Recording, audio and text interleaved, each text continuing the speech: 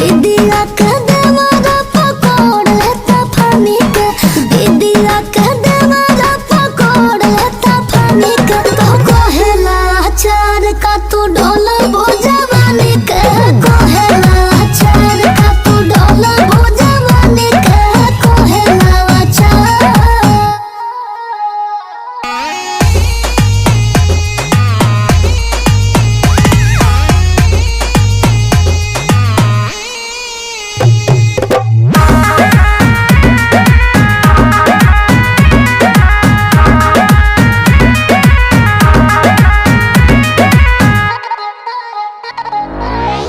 रहे लटाही में छेक लड़ाही में, कौशल चाहेला हमरा के बाही में।